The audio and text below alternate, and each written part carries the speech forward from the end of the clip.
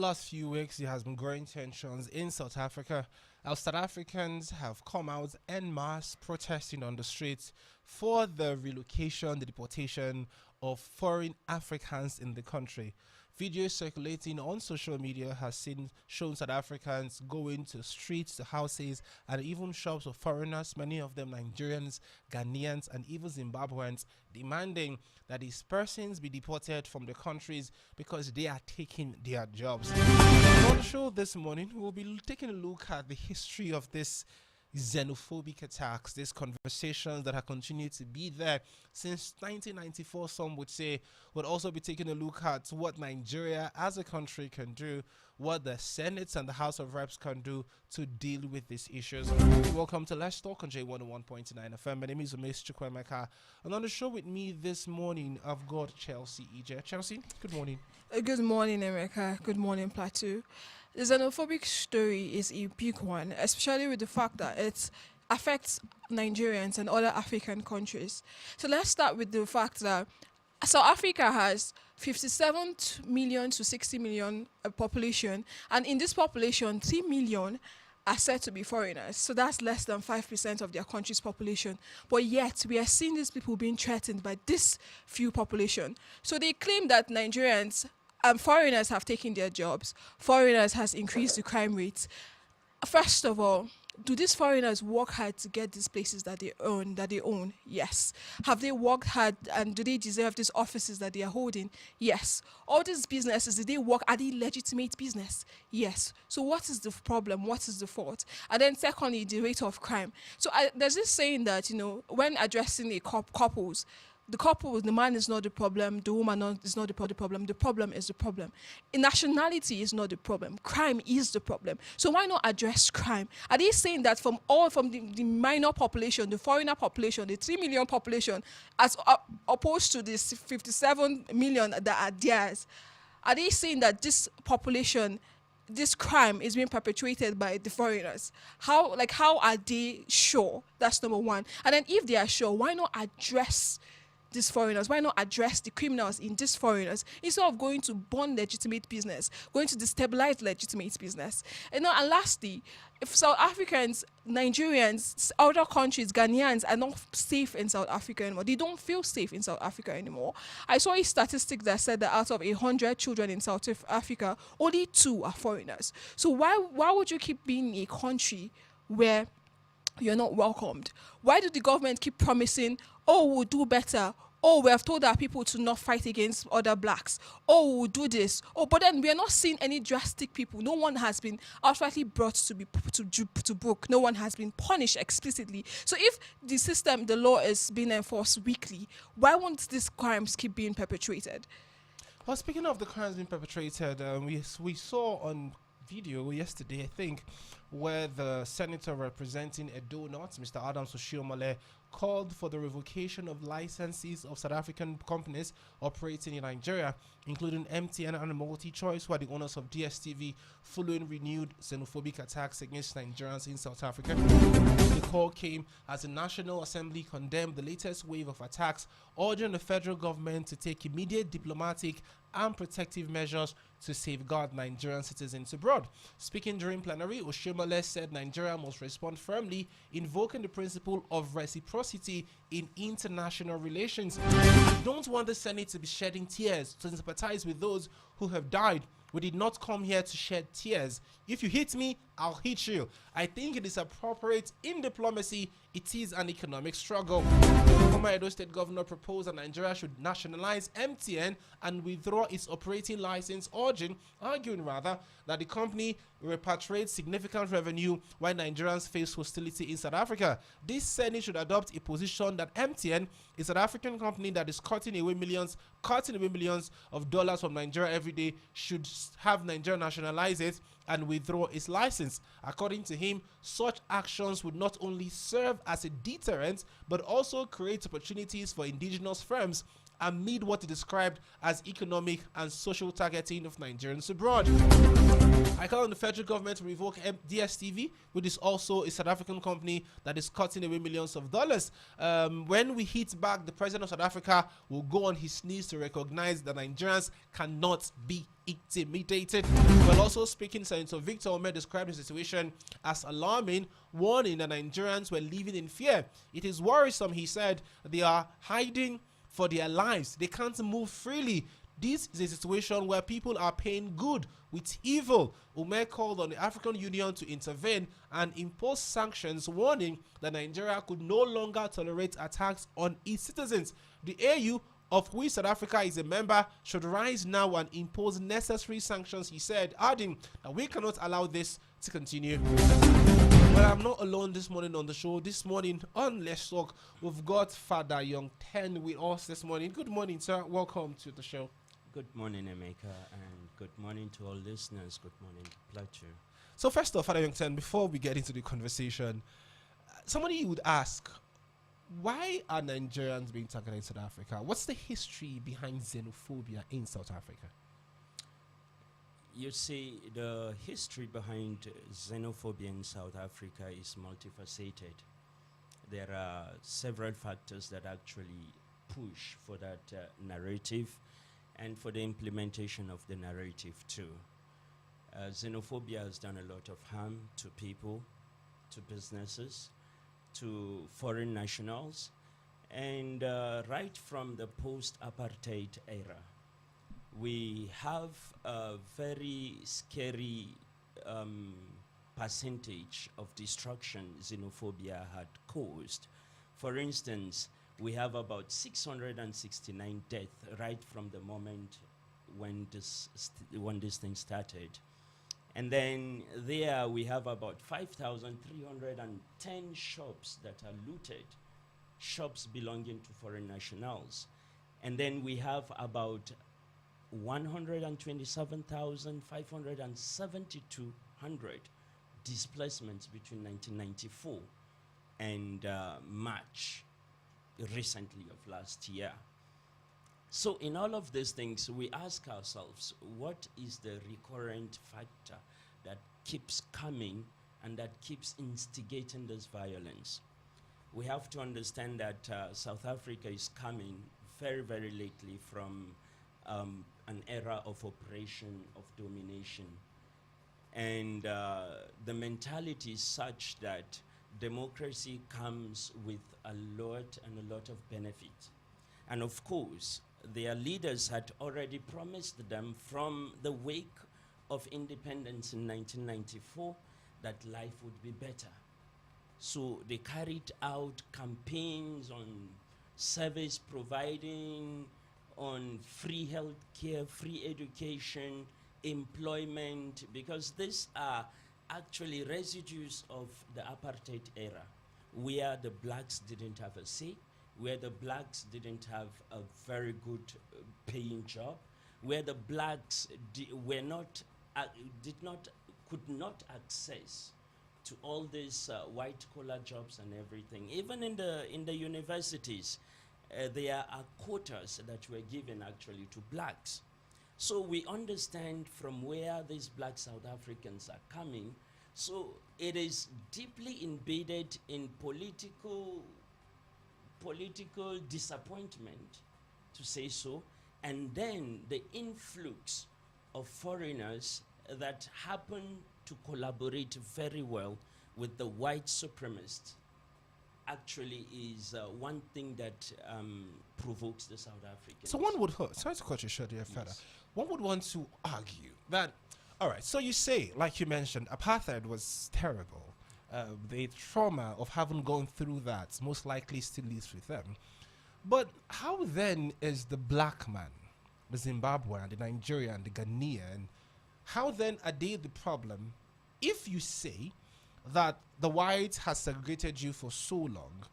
Why then are you transferring that anger to your fellow black man? How does it make sense? That was where I was driving to. Okay. To say that these people now came from a mentality of oppression and domination, and that everything was going to be fine for them.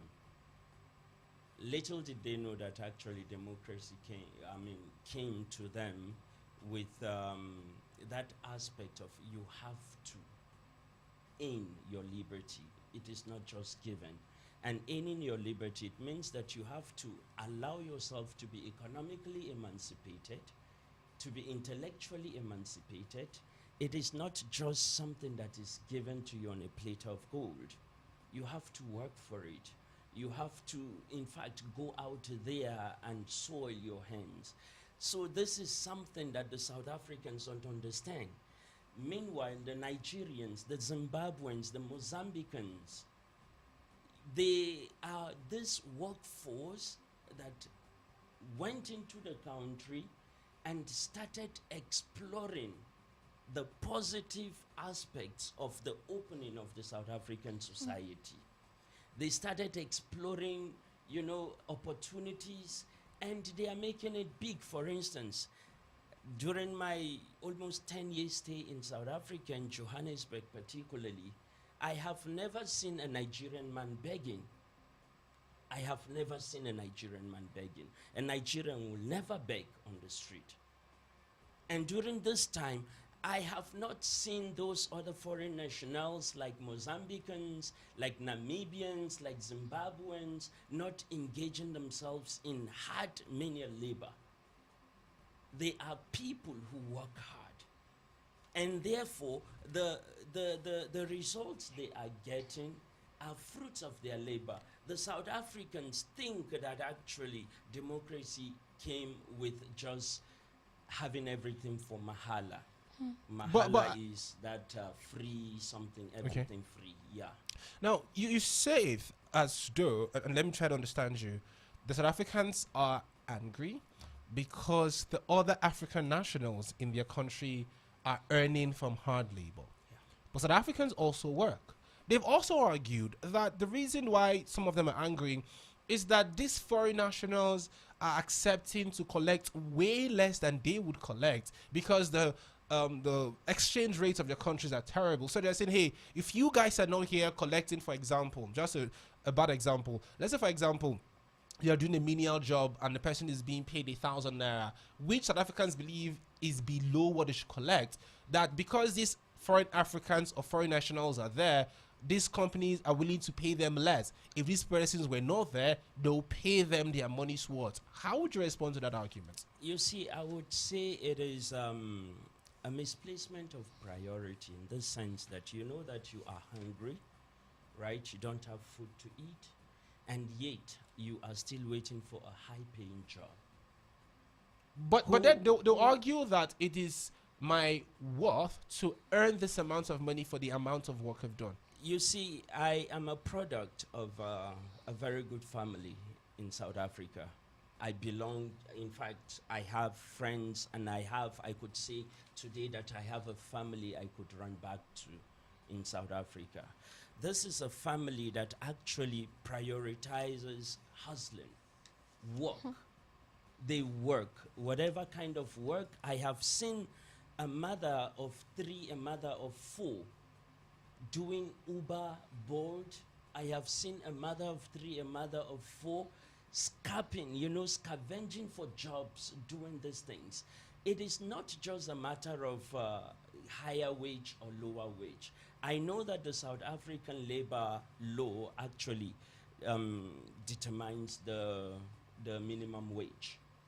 But in the absence of the minimum wage, for instance, in Nigeria, not everyone actually is being paid the minimum wage of 70,000 Yes. per month.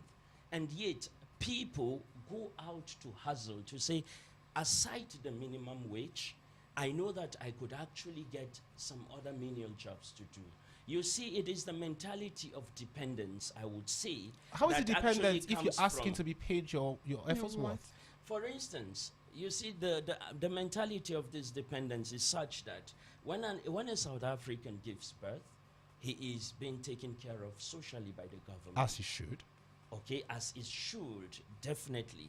But that over-dependence of the government actually created some kind of antagonism because they are seeing the foreign nationals prospering, taking opportunities, of the openings of the society, and yet we are here, we are telling ourselves that we The government is going to take care of, is going to subsidize our food. The government is going to subsidize our families. The government is going to give us a better job. Meanwhile, there is this aspect of education there. For instance, you would meet a South African bragging that he has had his matric. Matric is equivalent to WAEC. And then once he says, I have my matric, then he expects a high-paying job to come to him. South African system institutions, they are very strong. Here in Nigeria, it is everyone for self, God for all. However, when you look at how, everything comes from the intention, the mentality, before putting it into action. A typical South African will tell you that I need a good paying job even with my matric. I do not refute the fact that they go to school. No, those ones who are educated, they understand. They work in big firms and everything. But the ones that are in the townships, maybe we need a clarification of terminologies. When we speak about township here in Nigeria, we mean the cities. Yeah. But in South Africa, when they talk about township, they talk about the hinterlands. In the township, you go and meet a lot of people who are dropouts or who have just stopped at the matric level.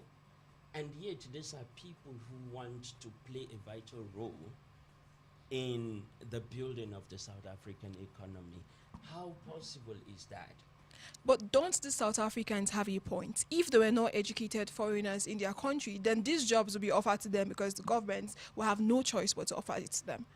The education system actually works in South Africa. I think the NEL fund that is being implemented by the Tinubu government is one thing I want to believe that it was actually copyrighted from South Africa, where even if you come from an indigent family, you are assured of being educated from the very basic stage to the end, to the university level, without paying a dime. Because there is this student loan stuff, and not everybody is paying.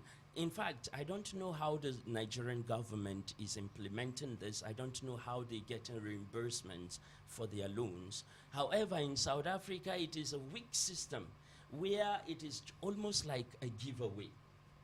Because then, when you drop out or when you're done with school and then you decide to go outside, you decide to go overseas, how would the government recuperate this? I have never seen a case where a government had to take people to court or anything for the non-refunding of the loans given. So the South African educational system is robust, and it is meant actually to educate its population.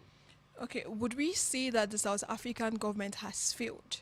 In the sense that now they have entitled citizens that they raised, and in sense of justice as well, because these attacks keep reoccurring and they promise, they will do something about it, but nothing is done. So would we say they have failed?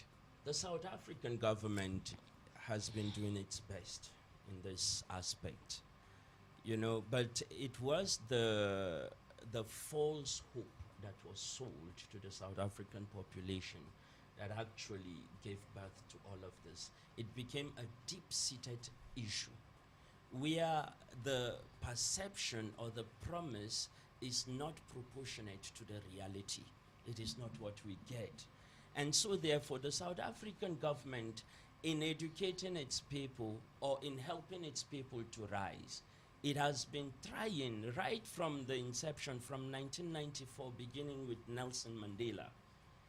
There had been some intentional policies to empower the blacks, to empower the black people. But the black people, Is it so much about the black people? And I had to cut short there, Father, because like you said, South Africans, in your words, are not doing enough, especially those in the townships, to earn their living. But I would also argue that when you look at the financial disparity between the white and the black South Africa, one has less population and more financial control, while the other have more population and less financial control. You see, and then this one, you come back to paternalism in politics, and you come back to, in fact, the hijacking or the capture of the economy. Right from the beginning, South Africa, we could not, in fact, say that South Africa is independent, Even till now? even till now. Why? Because if you own the economic sector and you own the education sector, what is left for others? Nothing. Nothing. Nothing. So this independence, the South African independence, was negotiated on a table of inequality. The whites had already attributed to themselves every economic power. True. They dominate that area, they capture the area, and even in universities, let me tell you this, in universities, at a certain period of time, the black population could not access certain courses in the university because it is believed to be courses that are set aside and left for the elite, the white supremacists. They are the ones actually who have domination over this. But then, even the black South Africans get to empower the white supremacists to how? Let me ask, thank you for the question. Because for instance, now in this present recurrence of xenophobia, you see they prohibited the other foreign nationals from accessing their public health sector Yes. by chasing them, asking them to provide identity cards, IDs, and without IDs, then they send you away, whether you are critically ill or not. And what they will tell you directly is that go to these private hospitals. Go to the private hospitals and get yourselves treated. Free, mahala is for the South Africans alone because it is our government. So therefore, when you push these foreigners, foreign nationals who actually have some dependence or independence, economic independence, when you push them to that white supremacist who own the private hospitals, who own the private laboratories and everything, you're pushing them, you think that you are growing the economy. No, you are empowering your oppressors. All right, so I want us to walk back a bit, and I think I like this, the angle you took it to. Now, if you agree that the white supremacists in South Africa, who, according to you and statistically, have the economic powers over the black South Africans, Yes, sir. don't you think that your argument that South Africans are, air quotes, lazy, also falls in the face of the white supremacists having more economic power? What if, let's play a game of what ifs. What if the blacks are the more economically empowered people? Do you think that the blacks who are not currently financially empowered, the people in the township, do you think they will be unemployed and will complain? I wouldn't call the black South Africans lazy. Generalization. Okay, is, the ones that are not working. Yes, the ones that are not working. You see, there's an issue of structural exclusion By the white supremacists. by the white supremacist. It is a case of structural exclusion. Up till now? Where up till now, that was why I said South Africa is not completely independent. There's a structural exclusion by the white supremacist. Now, when the system intentionally blocks you, impedes you, exclude you from accessing the common patrimony of the country, what would you do? You would resort to all of this kind of, you become so resented. But why are they resentful towards Africans and not towards the white supremacists? Thank you so much. This is actually the question that has been at the core of these things. Why the black foreign nationals? You see, these are people who look at others. Like I said, staying there for the past, for about 10 years, actually taught me something about inferiority and superiority complex. A typical South African black cannot stand before this one of the white supremacists Why? to to to exert his right. Malema, Julius Malema, if you follow him keenly, Yes. you would hear Julius Malema say that one thing I love about Nigerians is that they can stand in front of this white and sorry, I'm using white not as a racist. Yes, we but, get you. We understand. to bring home what is happening in the South African society. So a Nigerian would stand there and tell you, what is it for? Why are you doing this to me? A Nigerian is one who knows what he wants and he knows why the law is protecting him. But I tell you that in South Africa, it is not the same. A South African cannot stand like that and exert and ask and demand and take his liberty or take his right from a white employee, a white employer, sorry. Why from can't a white he? employer. Why But they can't can do that to Nigerians and foreigners. Why can't they do that to the whites? That is it. So it is the issue of mentality. It is the inferiority complex, the superiority complex that is playing there. A typical South African, when I went there newly, they would tell you that they are not Africans. What are they? So we ask ourselves, who are they or what are they? Because they will typically tell you when they are referring to sub-Saharan Africa or other Africans, they will just say, you Africans. So when you say you Africans, then you ask yourself, who are you? They are neither on the side of the white supremacists, they are not, nor They are are, they they on are, the side they are, of the Africans. they are a separate entity, just So- stand in the middle. So you see why this thing is not only political, but it is also psychological and it is sociological. Speaking of psychological, I remember some days ago, Vusi Tembekwayo, he was speaking at the platform, and he said something I find quite interesting. I'd love to get your thoughts on that. He said that South Africans are not xenophobic, and I do agree with him. I do not think Africans generally are xenophobic. And he said beyond just what we see in the media, there are, in the words of Nigerian politicians, monkey hands behind the xenophobic attacks. Now, if there are monkey hands behind these attacks, first question is, who are these monkey hands? Second question is, why is the South African government, who is led by a black person, by the way, why is the government not doing anything to cut off this monkey hand that is either intentionally or unintentionally provoking continuous anger between Africans in South Africa? The black monkey behind all of this is, first of all, I mean no disrespect. It is, first of all, the government itself and the security agencies in South Africa. For instance, you could, there's this lady in Soweto. I used to serve in Soweto. I would leave my office, go and celebrate Mass in Soweto, in parishes there, that are there. Typically, when I was having a conversation with this gogo, it's a mama, she said she hates foreigners. I was shocked a bit. It's from my church. I was shocked a bit, but I was open to understanding why was she saying that. She said, you know what? I hate them because they are too wise for us in this country. They see opportunities where we do not see them.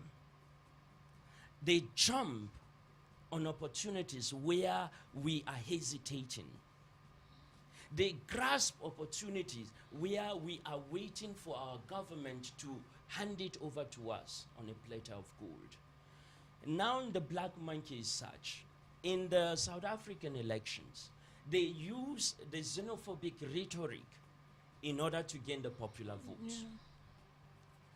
Let's say, for instance, in the election of Zuma, or most recently in the election of Ramaphosa, this has always defined their policies, their international policies, to say that foreigners are responsible for the many social ills in our society.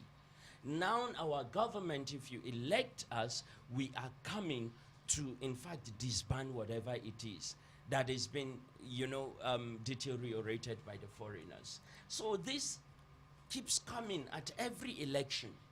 And then, for instance, when you see Julius Malema, a Pan-Africanist who thinks of Africa, who is loved in South Africa, we ask, why is Julius Malema not elected?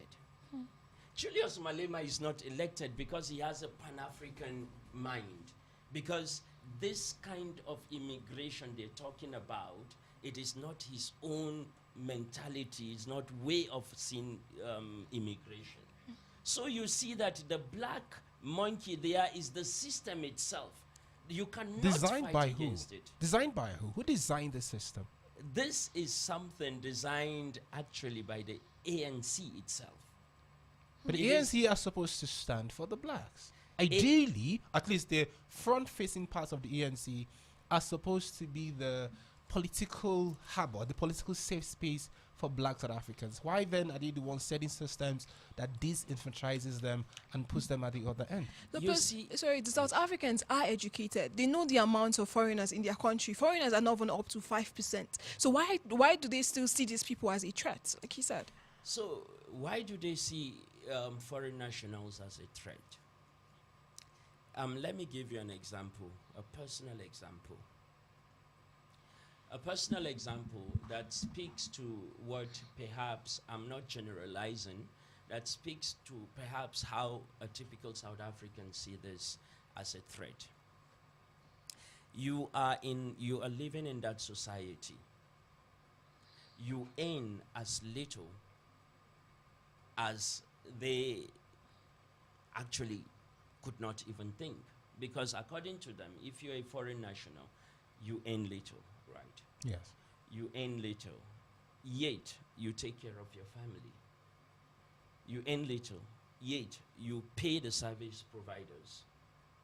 You pay little, you receive little, yet you are able to save and to live in a neighborhood that is practically safe.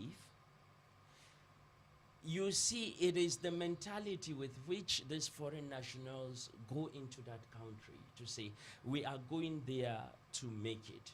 We are going there. We do not discard the fact that these foreign nationals also have illegal dealings. It is true. And it is the case with every country. These foreign nationals, like the South Africans themselves, they are involved in this shoddy business dealings. However, the mentality of the man that goes there, he goes there to earn. He goes there to better his life for a greener pasture. And so when he begins to plan his life, now it becomes a threat to the ordinary South African, a black, let's say the one living in hinterland who depends on RDPC houses. RDPC houses, they are houses actually that are built by the government. Just 1 room, 2 rooms, and that is all. They fight to have this kind of houses. Meanwhile, these are people who also earn. They work, but they tell you that the pay is not just sufficient. Meanwhile, we have access to the same economy. We have access to the same service providers. So would you see the threat as being, justified, or it is something that there is a deep-seated kind of, I don't want to call it hatred, maybe intolerance to that, because they see it as a fight for the scarce resources Yes. that are there. Now, you made mention of the ACN before, and I asked a question. Why, like you said, from your own words, Yes, sir. why would the ACN be at the forefront of creating systems that disenfranchises its black population? ANC is supposed to be a party that emancipates the white man. Emancipates the white man. Yeah, no, sorry, The the black man. black mind. Yes. What I wanted to say, sorry. It was supposed to be a party to emancipate the black man. However, in the middle of this ANC, have been right from 1994 to this moment different interests. And you know that the white supremacists, they are not going to just sit there and watch. In the ANC, there are segments. There are the Arabs, like let's say the Pakistani, Yes. And then there are the Indians. They are the black ones, and they are the colored, what we call the colored people, Yes. mixed race. Yes. You understand? So everyone now in the ANC, instead of looking at, first of all, the class that had been apartheidic oppressed, like the Indians, like the Pakistanis or other racial groups, instead of bringing their interests together and emancipating the whole of them at once as a bloc, everybody now in the ANC, the government, are busy choosing their own sides. Their own. It may interest you to know that the South African society is largely divided in racial lines. Divides. Yes. For instance, you have Soweto. Soweto is where the blacks are kept. And then you have the Eden Park. The Eden Park is where the colored are being kept. In all of their big cities, that is actually how racially divided they are. And so, in the midst of the ANC, who is to fight for the general cause of all these groups? None. So, now the Indians see themselves as being closer to the white supremacist. And so therefore, there is the case of sabotage.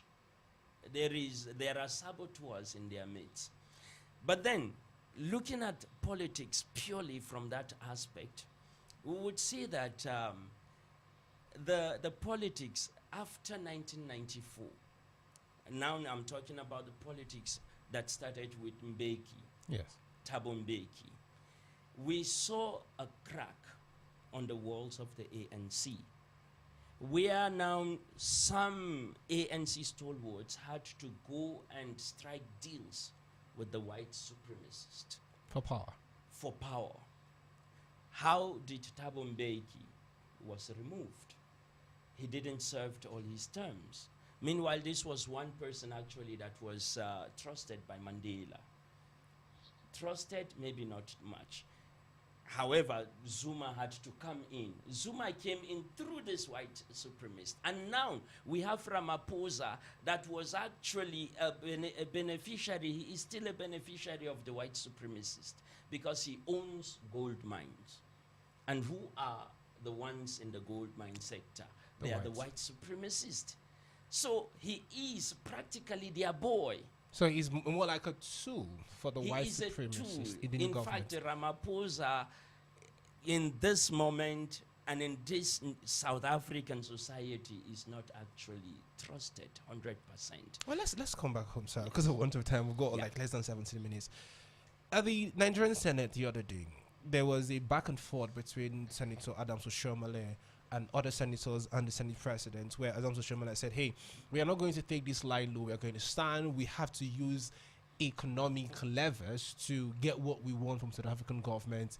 If they're not going to protect our people, we are going to switch on some levers and that take over MTN forcefully. Would you suggest economic strong hand wrangling so as a solution to this problem, or would you rather they have a negotiation on the table? You see, I'm not a proponent of nationalizing these multinationals, no.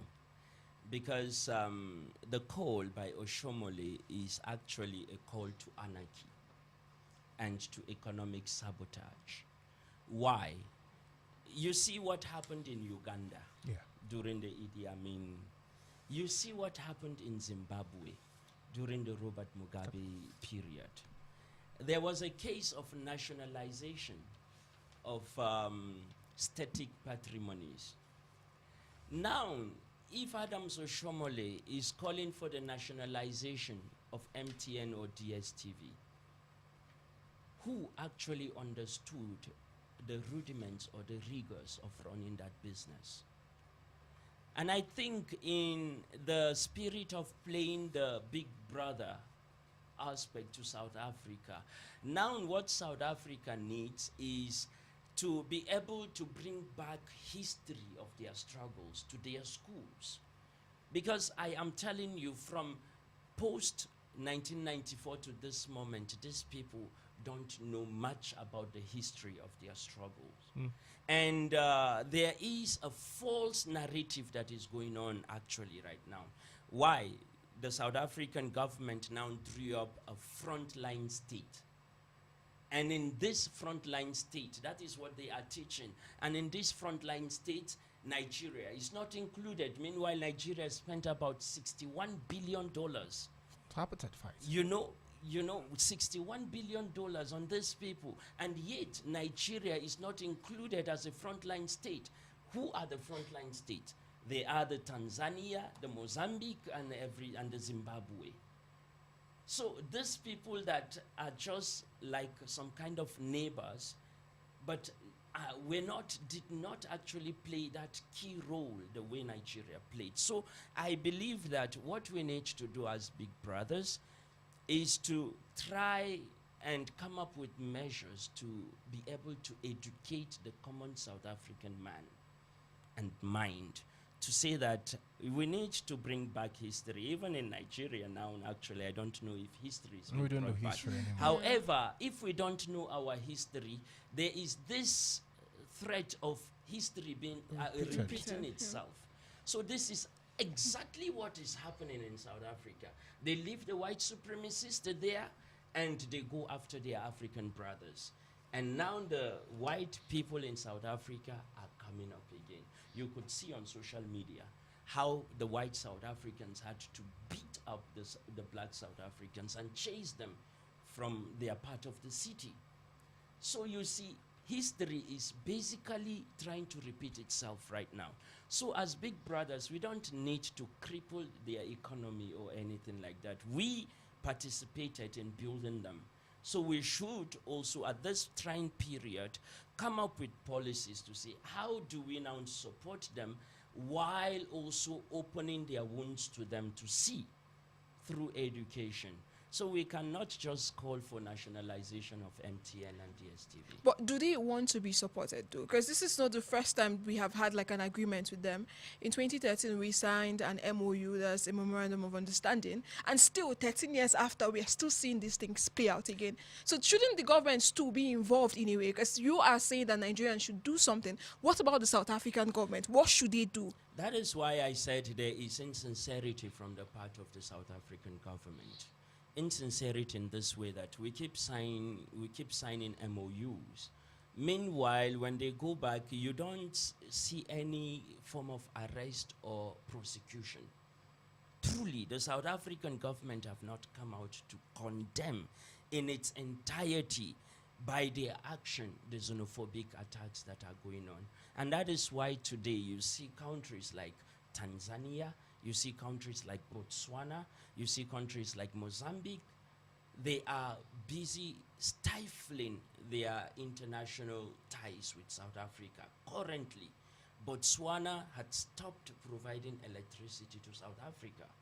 And thank God, Nigeria has always actually been at the lagging behind, at the backyard of what is happening. You know, we expect some stringent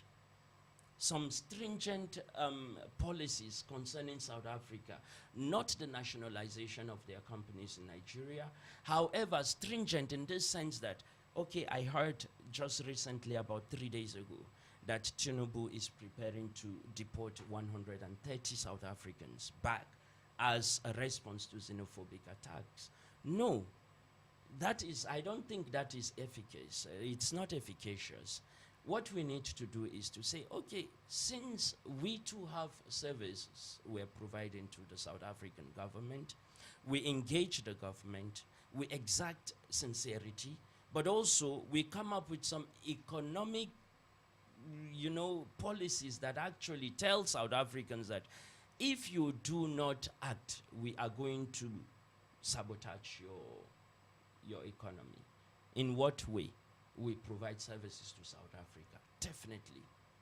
We could bring back our professionals, or we could, in fact, in another way, engage our diplomatic corps there in South Africa to just revisit our ties with South Africa. All right. Already these countries have cut ties with South Africa. Nigeria, what are we waiting for? What are we And waiting for? our citizens are the ones that are suffering most. All right, the phone lines are open 09055 or 08121877777. Well, just to confirm what he said, the Nigerian government is seeking to repatriate 130 Nigerians, 930 Nigerians South Africa back to the country.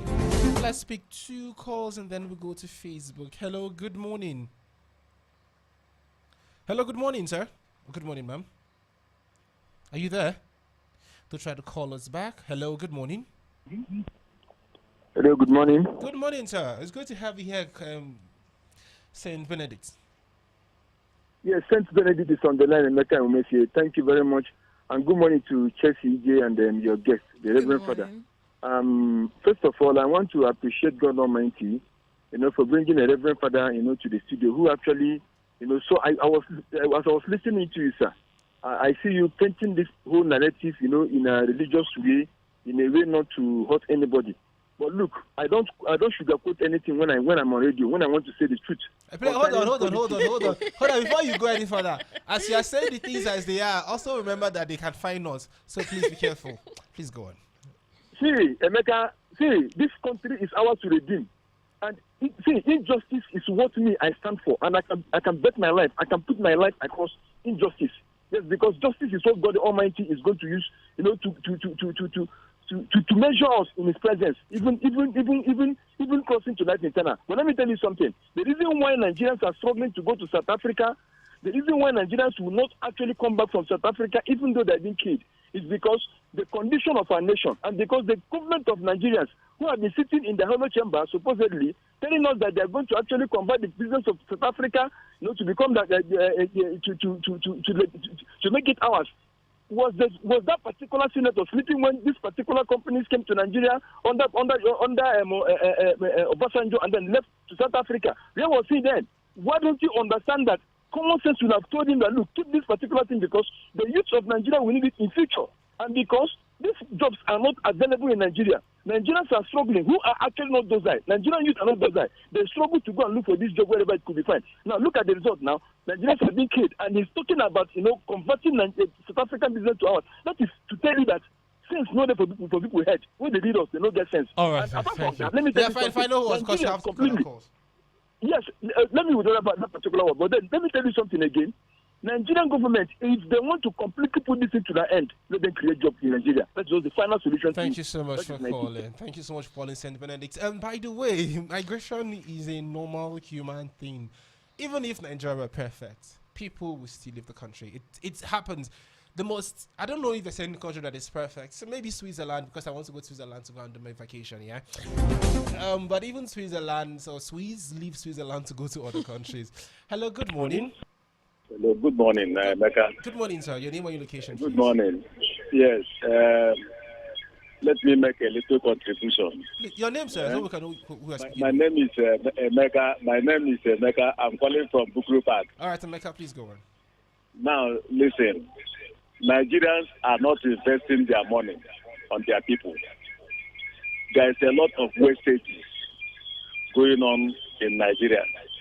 Calculate the amount of money that is spent on the National Assembly. Calculate the amount of money that is spent on the presidency. Can't all this is provide employment for our people here? Are we investing for the future? We are still at the morning stage.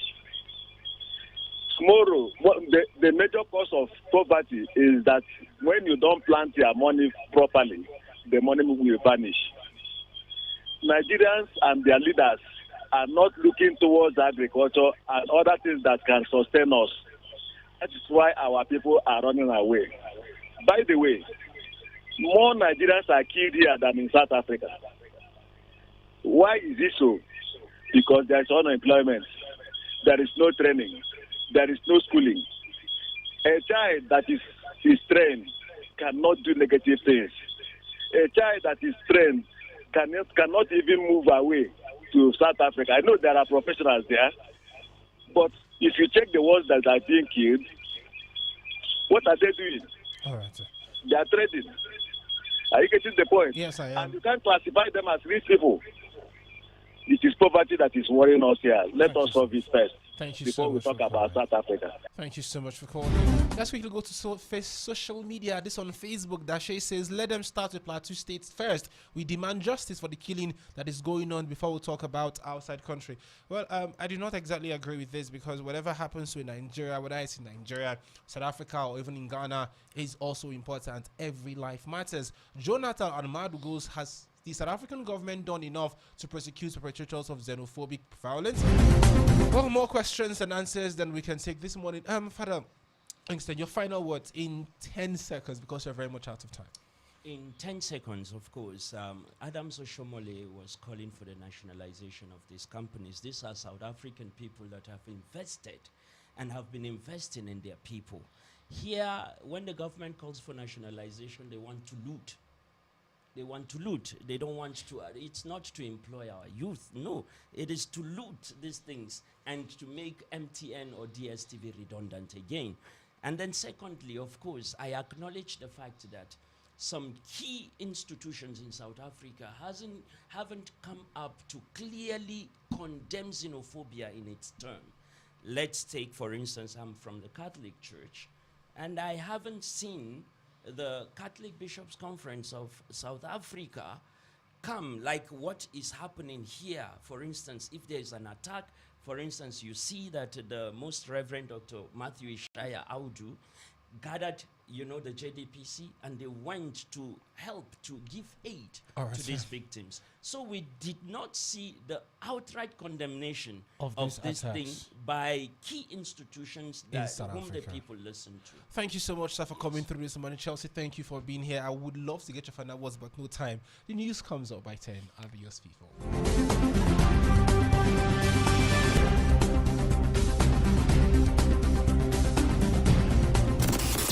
There is no station that plays more music.